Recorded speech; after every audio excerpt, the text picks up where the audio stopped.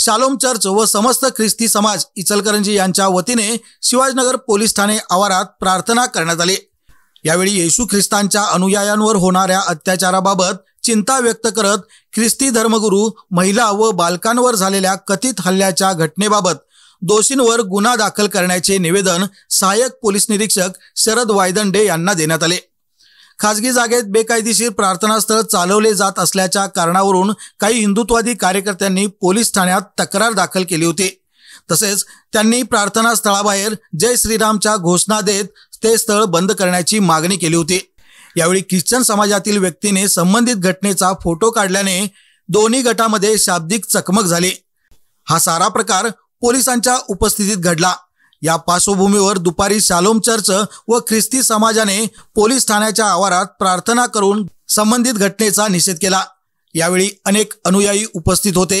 Police प्रशासनाने संबंधित कागदपत्रांसह चर्च प्रतिनिधींना चौकशीसाठी बोलावले आहे। स्थानिक स्तरावर या प्रकरणामुळे तणावाचे वातावरण निर्माण झाले आहे।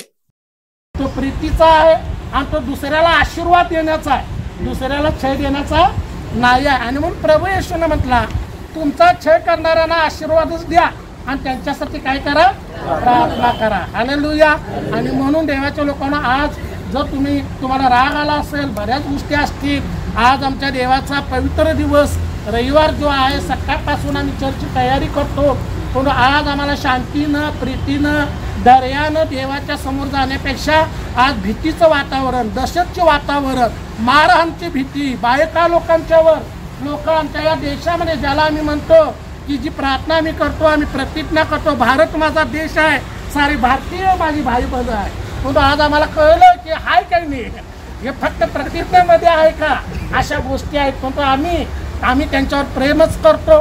कदाचित माहिती नाही त्यांच्यामध्ये काय पूर्वभावना आले, काय झालं, पण जाता जाता आणि आजच्या दिवसामध्ये मला तुम्हाला सगळे आपण सगळेजण इथं आले तर एक 5 प्रार्थना मोठी आम्ही करूया की आज पूर्ण जग प्रार्थना करायला आणि इचलकरंजी पोलीस स्टेशनच्या दारात आहे। काय अवस्था आहे, ज्या देवानं जग आणि जगातलं निर्माण केलं, ज्या देवानं मनुष्याला सगळी शांती दिली आणि त्या देवाची उपासना करण्याचा आज जो दिवस आहे, आमच्या इचलकरंजीमध्ये आम्ही पोलीस स्टेशनला आणि दारामध्ये आमची बायका पोरं घेऊन आम्ही इथं आलेलो आहे।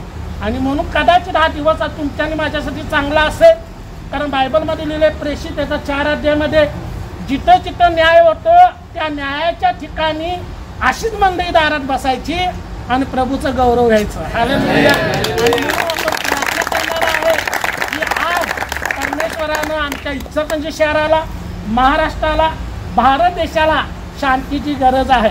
इर्मिया याचा 17व्या अध्यायामध्ये लिहिलेला आहे, ज्या देशात तुम्ही राहता, ज्या राष्ट्रात तुम्ही राहता, त्या राष्ट्राचं आणि त्या देशाचं हित ते तुमचं आणि माझं हित आहे। आणि आज आम्हाला वाटतं आमच्या महाराष्ट्राला आणि इचलकरंजीला आणि या भारत देशाच्या हितासाठी दुसरी कोण लोक काय करतात आम्हाला माहिती नाही, पण तुम्हाला आणि मला दिलेला आहे प्रार्थना करणं की प्रभूला आम्ही सांगू